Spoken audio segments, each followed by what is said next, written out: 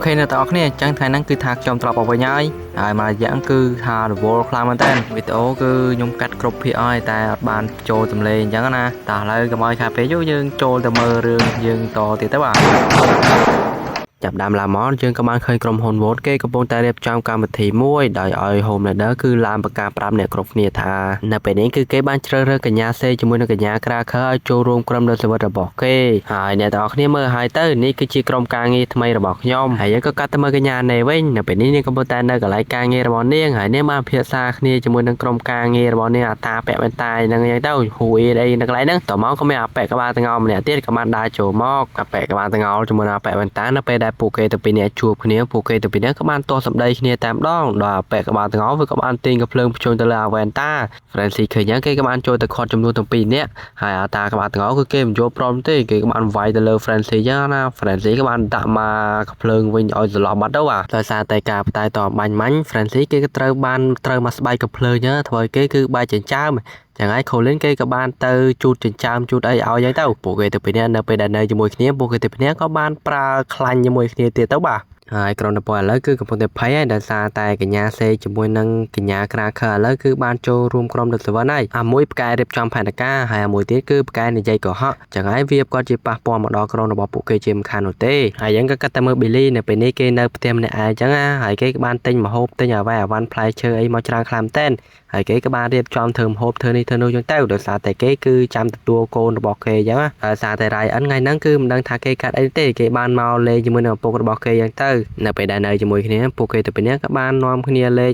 ស្អី football ស្អីនៅលើតុនេះปูเกលេអានឹងផងនិយាយគ្នាផងគឺតំណែងរបស់ปูเกក៏រៀងល្អភាសាជាងមុនផងដែរមិនសូវសោះក្រោះនោះទេចំណែកឯគីមីកូជាមួយ Francis នៅពេលនេះត្រូវបាន MMG ឲ្យទៅចាត់ការក្រុមក្រិតជននៅកន្លែងឃ្លាំងមួយហើយក្រុមក្រិតជនទាំងអស់ហ្នឹងក៏ធ្លាប់ធ្វើបាបកញ្ញាគីមីកូកាលពីក្មេងផងដែរហើយនៅកន្លែងហ្នឹងឯង Francis គឺថាគេប្រើថ្នាំជ្រោះខ្លាំងពេកធ្វើឲ្យគេបែកនៅពេលដែលគេមើលអ្វីៗជុំវិញខ្លួនរបស់គេគឺវាជាអ្វីប្លែកច្រើនខ្លាំងមែនទែននៅពេលដែលគីមីកូសម្រាប់នៅបាញ់ចិញ្ចៀមហ្នឹងឯង Francis គឺគេមើលឃើញបាញ់ចេញតុក្កតាណានៃឆ្កុយមិនត្រឹមតែប៉ុណ្ណោះអត្តពលថ្នាំហ្នឹងក៏បាននាំគេឲ្យទៅជួបជាមួយនឹងពលឹងខ្មោចដែលគេធ្លាប់សម្លាប់មនុស្សផងដែរមនុស្សដែលគេធ្លាប់ស្លាប់ទាំងអស់បានគឺថាមកទាំងអស់តែម្ដងហើយនៅកន្លែងដែរគីមីកូក៏បានដោះលែងក្មេងស្រីម្នាក់ឲ្យរត់គេចខ្លួនផងដែរដែលក្មេងស្រីម្នាក់គឺធ្លាប់ត្រូវបានគេចាប់មកជាមួយនឹងនាងតើមកយើងក៏កាត់មកមើលក្រុមសម្ដែងមួយក្រុមដែលពួកគេគឺកំពុងតែវឹកហាត់នឹងការសម្ដែងនៅថ្ងៃខាងមុខចឹងទៅហើយជាមួយនឹងហ៊ូយពួកគេទៅពីនេះក៏នៅកន្លែងនោះផងដែរនៅមើលការសម្ដែងហាត់សមមួយនោះណាតើមកក៏បានប្រាប់ឲ្យហ៊ូយគឺថាឡើងទៅលើក្នុងបំពង់ខ្យល់ដើម្បីទៅតាមដាន Homelander ដោយសារតែ Homelander Victoria ជាមួយនឹងកញ្ញាសេក៏នៅកន្លែងនោះផងដែរហ៊ូយក៏បានឡើងទៅតាមបំពង់ខ្យល់ទៅដល់កន្លែង Homelander កញ្ញាសេជាមួយនឹង Victoria គឺកំពុងតែនិយាយគ្នាតែ3នាក់ឡប់ស្ដាប់ពួកគេថាពួកគេគឺកំពុងតែនិយាយគ្នាអំពីអ្វីយ៉ាងទៅហើយការសន្ទនារបស់ពួកគេទាំង3នាក់គឺពួកគេទាំង3នាក់គឺចង់ចាត់ការទៅលើប្រធានាធិបតីបច្ចុប្បន្នហើយចង់ឲ្យកញ្ញាវីតូរីគឺឡើងកាន់កាប់ម្ដងនិយាយរួមទៅពួកគេទាំងអស់គ្នាគឺចង់គ្រប់គ្រងប្រទេសអាមេរិកទាំងមូលតែម្ដងហើយហ៊ូយនៅកន្លែងគឺកំពុងតែស្ដាប់សុកស្រាប់តែគេគឺបានធ្លាក់ញើសមកតំណក់ទៅលើស្មារបស់ Homelander ក៏បានដឹងយ៉ាងទៅហើយគេក៏បានប្រើឡាស៊ែរដេញបាញ់តាមកំពង់ខ្យល់ហ្នឹងប៉ុន្តែគេមិនដឹងថាអ្នកណាគឺជាអ្នកមិនលបស្ដាប់គេនោះទេហើយផ្នែកឡាស៊ែររបស់ Homelander ក៏បានខ្ទាតទៅប៉ះអ្នកដែលកំពុងតែសម្ដែងហាត់សមហ្នឹងណាថាឡើងដាច់ពេញនឹងតែម្ដងជួយHomelander នៅពេលនេះប្រៀបបានដូចជាមនុស្សឈួតចឹងគេខឹងខ្លាំងពេកគេក៏បានហោចាក់ចេញពីទីនោះយ៉ាងលឿនបំផុតចំណែកឯហ៊ូយដោយសារតែគេរត់គេចខ្លួនបានពី Homelander គឺដោយសារតែមាន A-Train តែជួយយ៉ាងទៅហើយ Homelander នៅពេលដែលទៅដល់ផ្ទះវិញគឺថាគេមានអារម្មណ៍ថាមូម៉ៅខ្លាំងតែមិនចង់មាត់មិនចង់ស្ដីអីនោះទេតែពេលដែលគេឃើញ Ryan មកផ្ទះវិញហ្នឹងឃើញជប់ពេកហ្នឹង Homelander ក៏បានសួរថាអាកូនឯងមកពីណាឯងជប់ជ្រៅទៅមកចូលផ្ទះនេះវយឯងដឹងអត់អញជាឪឯងខំប្រឹងរលុយធ្វើការងារហត់ណាស់កែវិញគឺតែដើរលេងដាច់ជប់ចូលផ្ទះចុយម្រាយឡើយអើយដោយសារតែគេខឹងខ្លាំងពេកគេក៏បានបោកនេះបោកនោះបែកកញ្ចក់បែកអីវិញទៅហ្នឹងទៅបាទហើយអាហ្នឹងពេលដែលគេឃើញ Homelander ចង់ឈួតអញ្ចឹងគេក៏បានរត់ចាក់ចេញពីកន្លែងនោះបាត់ទៅទុកឲ្យ Homelander គឺនៅនិយាយជាមួយនឹងកញ្ចក់ដែលបែកហើយចេញមុខរបស់គេជាច្រើនប្រភេទអញ្ចឹងទៅ ចឹងដើម្បីឲ្យគេសប្បាយចិត្តហ្នឹងគេក៏បានចូលទៅកន្លែងពិសោធន៍នៅក្រោមដីនៃអាគារវត្តហ្នឹងគេក៏បានកាន់នំខេតកាន់កូតូអីយកទៅឲ្យអ្នកវិទ្យាសាស្ត្រដែលកំពុងតែពិសោធន៍នៅកន្លែងហ្នឹងស្រាវជ្រាវនៅកន្លែងហ្នឹងទៅដែលអ្នកវិទ្យាសាស្ត្រទាំងអស់ហ្នឹងគឺធ្លាប់ពិសោធន៍ទៅលើ Homelander កាលពីក្មេងដែរណាចឹងបន្ទាប់ពីយកនំខេតយកអីឲ្យអ្នកវិទ្យាសាស្ត្រទាំងអស់ហ្នឹងស៊ីឆ្អែតអស់ហើយគេក៏ចាប់ដើមលេងជាមួយនឹងអ្នកវិទ្យាសាស្ត្រទាំងអស់ហ្នឹងតែម្ដងតែគេគឺបានឲ្យអ្នកគ្រប់គ្នាគឺមកឈរខាងគេមកហើយឲ្យអាតាមនេះគឺទៅឈរកណ្ដាលតែម្នាក់ឯងអញ្ចឹងណាហើយអាតាហ្នឹងគឺត្រូវឆឹកនៅមុខគេគ្រប់គ្នាទាំងអស់ហ្នឹងឆឹកធ្វើម៉េចឲ្យអ្នកគ្រាហ្នឹងគឺព្រោះពឹសដាក់មុខគេអញ្ចឹងណាអាតាអ្នកវិទ្យាសាស្ត្រគឺវាមិនចង់នោះទេប៉ុន្តែវាគឺត្រូវតែធ្វើបើមិននោះទេ Homelander គាត់ជាបាញ់សម្រាប់គេចោលហើយបន្ទាប់ពីឆឹកព្រោះពឹសដាក់អី Homelander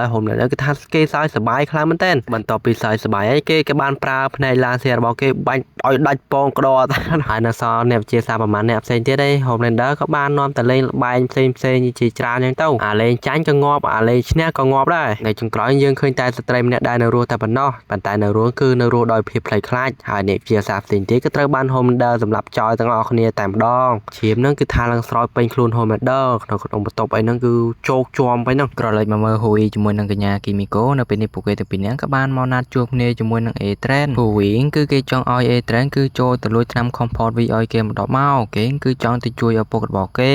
មុនដំបូងហ្នឹងគឺ A-Train គឺគេមិនចង់ជួលទេប៉ុន្តែនិយាយចោលនិយាយឡើង A-Train គេក៏សម្រេចចិត្តថានឹងជួយយកលួចឲ្យម្ដងប៉ុណ្ណាបន្ទាប់ពីនិយាយត្រូវរើគ្នា A-Train គេក៏បានរត់ចាក់ចេញពីទីនោះបន្ទាប់ពី A-Train ចេញទៅបានស្រាប់តែ Kimiko ជាមួយនឹង Hui ក៏ត្រូវបានវាយប្រហារដោយក្រុមអក្រិតជនដែល Kimiko គឺបានទៅវាយប្រហារលើកមុននោះឥឡូវក្រុមអក្រិតជននោះក៏បានមកសងសឹកវិញហើយនៅពេលដែលកំពុងតែរន់ស្រាប់តែ Hui គឺគេបានតាក់ជើងជាមួយនឹងដៃចឹងធ្វើឲ្យគេគឺបាក់ជើងតែម្ដង Kimiko ក៏បាននាំ Hui ចូលទៅពួនក្នុងបន្ទប់មួយហើយក៏បានជួយអបឈើអបអីចឹងទៅដើម្បីឲ្យជើងរបស់គេគឺត្រង់ឡើងវិញបន្ទាប់ពីអបឈើនឹងជើងហើយនាងក៏បានឲ្យ Hui គឺកាន់អាវុធកាន់អីចឹងទៅដើម្បីការពារខ្លួនហើយនាងក៏បានសម្រុកចូលទៅវាយពួកអក្រិតជនទាំងអស់នោះមុនដំបូង Kimiko មើលទៅដូចជាមានព្រៀបប៉ុន្តែស្រាប់តែមានបរិមនាងក៏បានកាន់កាភ្លើង3មកបាញ់នាងមកគ្រាប់ធ្វើនាងបែកសាច់ខ្ទេចពេញទៅណានៅពេលនេះគឺសល់តែ Hui ជាមួយនឹងអក្រិតជននោះតែម្នាក់ឯងទេ Hui ក៏បានបន្តជាមួយអាប៉ែនោះចឹងទៅប៉ុន្តែនៅចុងក្រោយគេក៏បានយកក្បិតមកក៏ប៉ែនោះសម្រាប់ចោលតែម្ដងគ្មានបញ្ហានោះទេបន្ទាប់ពីសម្រាប់ហើយកញ្ញា Kimiko នាងក៏បានត្រឡប់មកដូចដើមវិញ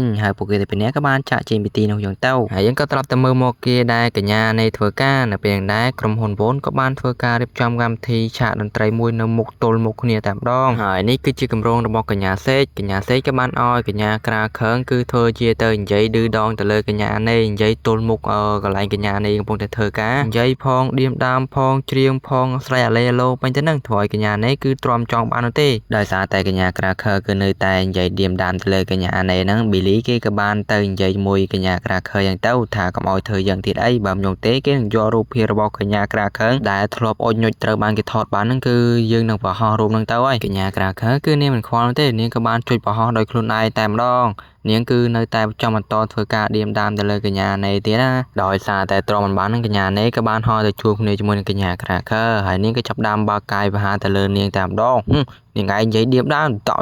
យកម៉ាត់យកពេញទៅណាដោយសារតែកំហឹងមកឆាងកញ្ញានៃក៏ត្រូវបានចូលផ្ទះរបស់កញ្ញាសេកដែលកញ្ញាសេកគឺបានរៀបចំកាមេរ៉ាថតកញ្ញានៃហើយដើម្បីផ្សព្វផ្សាយប្រាប់ប្រជាជនថាកញ្ញានៃគឺជាមនុស្សដែលសាហាវខូខើអញ្ចឹងណាធ្វើយ៉ាងម៉េចគឺចង់មកខូចគេឈ្មោះនាងតែម្ដងរីឯ Billy នៅពេលដែលគេកាន់មានកញ្ញាក្រាខើបានគេក៏បានចូលទៅក្នុងបន្ទប់របស់នាងដើម្បីឆែកឆេរយ៉ាងទៅប៉ុន្តែ Billy ក៏ត្រូវបានបរិះកស៊ូស្ទាក់ចាំវាយគឺវាយឡើងចិត្តងាប់ Billy ហើយ Billy ក៏បានបិទភ្នែកសឹមណានៅពេលដែល Billy បើកភ្នែកត្រឡប់មកវិញស្រាប់តែឃើញថាអាប៉ែកស៊ូហ្នឹងគឺវាបានស្លាប់អត់ទៅហើយធ្វើឲ្យ Billy គឺមានការឆ្ងល់យ៉ាងខ្លាំងជួយមិនចឹងអញមិនចិត្តងាប់អីមិនក៏បើកភ្នែកវិញគឺអាប៉ែនោះងាប់ចឹងបាទក្នុងពេលជាមួយគ្នាដែរ A-Train គេក៏បានលបលួចចូលទៅក្នុងបន្ទប់របស់ Homelander ហើយគេក៏បានដកហូតថ្នាំ Comfort V ម្ដងផងដែរនៅពេលដែលកំពុងតែលួចស្រាប់តែកញ្ញាអាស្លីនាងក៏បានតាមតាន់កញ្ញាអាស្លីក៏បាននិយាយថាជួយឯងយកទៅណាវើយA-Train គេក៏បានប្រាប់ថាអូខ្ញុំមានអាថ្នាំហ្នឹងខ្ញុំចង់ប្រើថ្នាំហ្នឹងដើម្បីបើកម្លាំងខ្ញុំតើគេក៏បាននិយាយរលែដោះសារអញ្ចឹងទៅហើយកញ្ញាអាស្លីនាងក៏មិនបានចាប់អារម្មណ៍អីដែរបន្ទាប់ពីលួចថ្នាំ Comfort V បានហើយ A-Train គេបានទៅជួបគ្នាជាមួយនឹង Hui នៅកន្លែងស្ងាត់មួយហើយគេក៏បានហូចដបថ្នាំនឹងឲ្យទៅកាន់ Hui អញ្ចឹងទៅ ហើយរួយគេក៏បានអរគុណហើយក៏បានសូមចាប់ដៃ A Trend ផងដែរកន្លែងនេះសូមជាថាពួកគេគឺលែងគិតពីរឿងដាការដែលពួកគេគឺសងសឹកសម្រាប់សងសាគ្នាទៅវិញទៅមកហើយបន្ទាប់ពី A Trend ចេញទៅបានហើយ Billy គេក៏បានចេញមកហើយក៏បានសួរថាចុយហើយយកត្រាំ Comfort V ធ្វើអីវ៉ៃហើយរួយគេក៏បានថាអូហើយយកទៅណាក៏បានដែរចាំបន្ទាប់ពីគេបានត្រាំ Comfort V ហ្នឹងហើយគេក៏បានទៅជួបគ្នាជាមួយនឹងឪពុករបស់គេដែលកំពុងតែដេកទឹកនៅលើគ្រែប៊ីតែដៃខ្យល់ហើយប៉ុន្តែនៅពេលដែលគេឃើញឪពុករបស់គេអញ្ចឹងគឺគេមិនបានចាក់ត្រាំ Comfort V នោះទេគេក៏បានដើរចាក់ជីមីទីនោះទៅយកកាហ្វេសិនប៉ុន្តែនៅពេលដែលគេត្រឡប់មកវិញស្រាប់តែឃើញម៉ាក់របស់ហ៊ុយគឺបានយកថ្នាំ Comfort V ចាក់ទៅលើឪពុករបស់ហ៊ុយបាទទៅហើយថ្នាំ Comfort V ក៏ចាប់ដើមប្រតិកម្មធ្វើឲ្យឪពុករបស់ហ៊ុយគឺចាប់ដើមញ័រញាក់ពេញទៅនឹងអញ្ចឹងទៅហើយយើងមិនដឹងថាមានរឿងអ្វីកើតឡើងចំពោះគាត់ទៀតនោះទេយើងក៏ត្រឡប់ទៅមើល Francie បន្តិចសិន Francie នៅពេលនេះគេក៏ត្រូវបានពួកមនុស្សដែលគេធ្លាប់សម្លាប់នោះគឺបានត្រឡប់មកឡងគេណាធ្វើឲ្យគេមានអារម្មណ៍ថាតបប្រមល់ក្តៅក្រហាយនៅអត់សនុកមិនទេដោយសារតែមិនអាចលាក់បាំងទៀតបានគេក៏សម្រេចចិត្តប្រាប់រឿងអាកបាំមួយទៅកាន់ Colin នឹងទៅដែលថាគេនឹងគឺជាឃាតករដែលសម្រាប់គ្រួសាររបស់ Colin នឹងឯងហើយបច្ចុប្បន្ននេះ Colin គឺកំពុងតែស្រឡាញ់ឃាតករដែលបានសម្រាប់គ្រួសាររបស់គេទៀត Colin នៅពេលដែលគេដឹងរឿងនឹងធ្វើឲ្យគេឈឺចាប់ខ្លាំងមែនទែនធ្លាប់តែស៊ីចុកវាយរុនគូតជាមួយគ្នាតែការពិតគឺជាឃាតករដែលសម្រាប់គ្រួសាររបស់គេសោះដោយសារតែដឹងការពិតហើយគេក៏បានចាក់ជាមីទីនោះបាទទៅបាទហើយយើងក៏ត្រឡប់មកមើលឪពុករបស់ហ៊ុយវិញនៅពេលនេះគាត់គឺបានដឹងខ្លួនត្រឡប់មកវិញហើយគាត់មើលទៅដូចជាសុខភាពល្អដល់គាត់ហើយហ៊ុយជាមួយនឹងម៉ាក់របស់ហ៊ុយគឺពិតជាសប្បាយចិត្តខ្លាំងណាស់ក៏បាននាំគ្នាសួរសុខទុក្ខគាត់ចឹងទៅបន្ទាប់ពីនិយាយសួរសុខទុក្ខហើយក៏បាននាំគ្នាចេញទៅក្រៅចេញអីដើម្បីទិញអីញ៉ាំសិនណាវាមិនដែលអង្គុយនៅក្នុងបន្ទប់នឹងរហូតទេហើយនៅពេលដែលហ៊ុយចេញទៅក្រៅហើយត្រឡប់មកវិញតាមតែគេបានឃើញឪពុករបស់គេគឺបានចេញទៅលើគ្រែហើយម៉ាក់របស់ហ៊ុយក៏មិនដឹងដែរដោយសារតែគាត់គឺបានដេកនៅចិត្តនឹងគឺមិនដឹងអីទេពីអ្នកម៉ែកូននឹងក៏បាននាំគ្នាដើររកឪពុករបស់ហ៊ុយអញ្ចឹងទៅដល់ពេលដែលដើរដល់បន្ទាប់មួយស្រាប់តែពួកគេគឺបានឃើញឪពុករបស់ហ៊ុយគឺកំពុងតែឈរថ្មឹង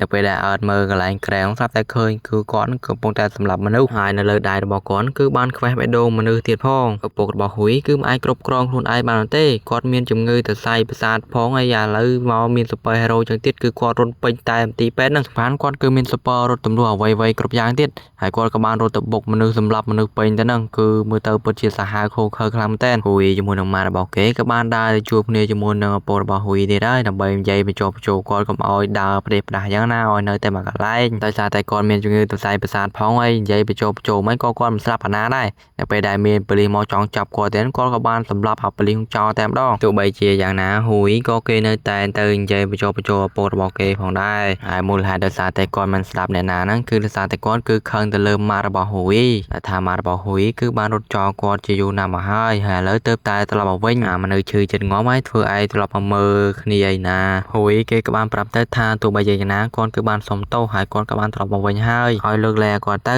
ហើយលោកប៉ាគឺត្រូវផុតកំណត់នៅថ្ងៃម្សិលឯណោះប៉ុន្តែពួកយើងគឺបានកែប្រែធម្មជាតិដោយចាក់ថ្នាំ Comfort V ឲ្យប៉ារស់ឡើងវិញនិយាយបញ្ចុះបញ្ចូលចូលឡើងឪពុករបស់ហ៊ុយក៏បានស្ងប់ចិត្តហើយគាត់ក៏សម្រេចចិត្តថាឲ្យហ៊ុយគឺចាក់ថ្នាំសម្រាប់គាត់ទៅគាត់នឹងគឺចង់រត់ឲ្យការកែប្រែធម្មជាតិនោះទេពេលវេលារបស់គាត់គឺអស់ត្រឹមនេះហើយបន្ទាប់ពីនិយាយហើយហ៊ុយគេក៏បានចាក់ថ្នាំសម្រាប់ឪពុករបស់គេទាំងអស់ឡោះអាឡៃត្រឡប់មកមើលក្រុម The Boy នៅពេលនឹងពួកគេគឺកំពុងតែនិយាយគ្នាអំពីថ្នាំមួយយ៉ាងដែលអាចសម្លាប់ Super Hero បានដែលវីរុសប្រឆាំង Super Hero នោះគឺមានតែតាអេទេដែលដឹងទីកន្លែងអញ្ចឹងហើយយើងគួរតែទៅលួសគាត់ជាមីគុកទៅដើម្បីឲ្យគាត់គឺប្រាប់ផ្លូវយើងទៅរកថ្នាំមួយនោះបន្ទាប់ពីនិយាយពិភាក្សាគ្នាហើយពួកគេក៏សម្រេចចិត្តថាមានតែធ្វើយ៉ាងទៅចោះអញ្ចឹងការងាររបស់យើងថ្ងៃហ្នឹងបន្ទាប់ពីនិយាយភាសាគ្នា Billy ជាមួយនឹងគេក៏បានទៅជួបគ្នាជាមួយនឹងតាអេតនៅក្នុងគុកនៅពេលដែលជួបគ្នាជាមួយតាអេត Billy គេក៏បានចាប់ដើមនិយាយទៅថាគេមកនេះគឺចង់មកលួសតាអេតឯងចេញពីគុកគោលបំណងរបស់យើងគឺចង់ឲ្យតាអេតឯងគឺប្រាប់ទីតាំងថ្នាំប្រឆាំង Super Hero មិនដំបូងតាអេតគឺមិនយល់ព្រមទេតែយូរទៅគាត់ក៏យល់ព្រមយ៉ាងទៅណាគាត់ក៏បានស្លៀកពាក់ចេញពីគុកដើរមកយ៉ាងអែមតែម្ដងដែលមានក្រុម The Boy គឺកំពុងតែចាំទទួលភារកិច្ចរបស់ពួកគេគឺចាប់ដើមឥឡូវនឹងតែម្ដងតែអេតក៏បានឲ្យពួកគេគឺបើកទៅកសិដ្ឋាននៅកន្លែងដែលរយៈមួយនៅពេលដែលទៅដល់ពួកគេក៏បាននាំគ្នាចូលទៅខាងក្នុងដើម្បីដើរមើលនៅកន្លែងហ្នឹងទៅមើលទៅដូចជាធម្មតាទេប៉ុន្តែពួកគេក៏បានឃើញផ្លូវចូលទៅក្រោមដីពួកគេក៏បានដើរចូលទៅម៉ែអើយនៅខាងក្រោមហ្នឹងគឺមានកន្លែងពិសោធន៍ថ្នាំណាហើយនៅកន្លែងហ្នឹងមើលទៅដូចជាមានការពិសោធន៍ថ្មីទៀត មានឈាមមានអីប្រឡាក់ពេញទៅហ្នឹងមើលទៅដូចជាបន្សោតទៅលើសัตว์ហើយគេក៏បានចាក់ថ្នាំថេវីចូលទៅសัตว์ទាំងអស់ក្នុងផងដែរ Billy គេក៏បានឃើញទន្សាយមួយដែលត្រូវបានគេផ្សោតជាប់នៅក្នុងទ្រុងគេក៏បានដោះលែងទន្សាយនោះឲ្យមានសេរីភាពនៅពេលដែលពួកគេទាំងអស់គ្នាកំពុងតែពិនិត្យមើលស្រាប់តែកញ្ញាវីតូរីនាងក៏បានលេចមុខចេញមកកញ្ញានេះនៅពេលដែលឃើញវីតូរីនាងគឺចង់បើកការវិភាគតែម្ដងប៉ុន្តែកញ្ញាវីតូរីក៏បាននិយាយថានាងអាចវិភាគមកលើយើងបានទេសបណែកហើយយើងក៏ដឹងថាកញ្ញាវីតូរីទៅទីនោះនាងក៏កំពុងតែដើររកថ្នាំប្រឆាំងនឹង Super-Hero ជាមួយនឹងប្តីរបស់នាងផងដែរហើយនាងក៏បានជួបគ្នាជាមួយនឹងតាអេតហើយកញ្ញាវីតូរីនាងក៏បានសុំទោសទៅលើតាអេតទាំងទៅតែថារឿងគ្រប់យ៉ាងគឺ Homelander គឺជាអ្នកគំរាមគេនោះទេដែលធ្វើឲ្យគេនិយាយអាចក្បាំងតាអេតហើយធ្វើឲ្យតាអេតនឹងគឺជាប់គុកតាអេតនឹងគាត់ក៏មិនបានប្រកាន់ខឹងអ្វីដែរហើយពួកគេក៏បានទ្រាំទៅមើលនៅក្នុងកសិដ្ឋានបន្តទៀតនៅក្នុងកសិដ្ឋានស្រាប់តែមានមន់ Super-Hero មកក្បាលក៏ចង់ហក់ទៅចាត់ការតាអេតចឹងទៅធ្វើឲ្យតាអេតភ័យខ្លាំងមែនប៉ុន្តែតំណាងឡងក៏ត្រូវបានវីតូរីគឺប្រើថាមពលរបស់នាងសម្រាប់មន់នោះចោលពួកគេក៏បានចេញពីផ្ទះកសិដ្ឋានមួយទៅផ្ទះកសិដ្ឋានមួយទៀតហើយនៅពេលដែលដើរតាមផ្លូវមីលីគេក៏បានឃើញទន្សាយដែលគេប្រឡែងអំបាញ់មាញ់គឺបានស្លាប់បាត់ទៅហើយទន្សាយហ្នឹងគឺមានព្រុយអ្វីម្យ៉ាងទេចេញពីក្នុងពោះរបស់វាប៊ីលីឃើញយ៉ាងគេក៏បានចូលទៅជន់ញីសម្រាប់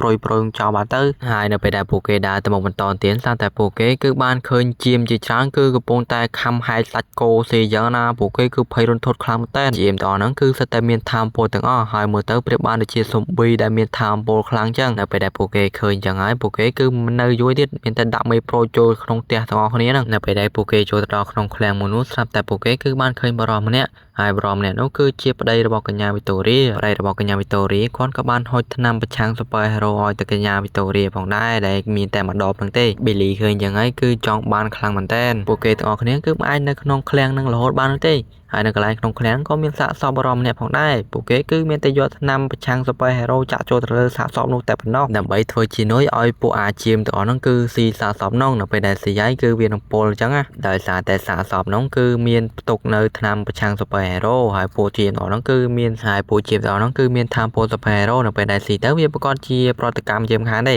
ហើយថ្នាំមួយនោះគឺពិតជាមានប្រសិទ្ធភាពពិតមែនពួកជាមនៅពេលដែលវាស៊ីទៅធ្វើឲ្យពួកវាគឺថាពុលងាប់ពេញទៅហ្នឹងបន្ទាប់ពីចាត់ការទៅលើអាជាមទាំងអស់នោះហើយពួកគេក៏បាននាំគ្នាឡើងទៅលើឡានចាក់ចេញពីទីនោះរៀងខ្លួនអញ្ចឹងទៅហើយកញ្ញាវីតូរីនាងគឺទៅជាមួយនឹងតាអេតហើយក្រុម The Boy ក៏បានទៅមកខាងក្រុមរបស់គេអញ្ចឹងទៅតែនៅពេលដែលនៅក្រុមគ្នាជាច្បាប់សាច់រឿងក៏បានបង្ហាញឃើញថា Billy ជាមួយនឹងពួកម៉ារបស់គេក៏បានចាប់ទៅលើប្តីរបស់កញ្ញាវីតូរីចងជាប់មិត្តភ័ក្តិរបស់ Billy ដែលមានឈ្មោះថា Kessler គេក៏បានបញ្ចុះបញ្ចូលឲ្យ Billy គឺធ្វើអញ្ចឹងដោយសារតែប្តីរបស់កញ្ញាវីតូរីគឺជាអ្នកផលិតថ្នាំហ្នឹងអញ្ចឹងហើយ Billy គេចង់ចាប់ឲ្យគម្រាមឲ្យអាប៉ែហ្នឹងគឺផលិតថ្នាំឲ្យគេ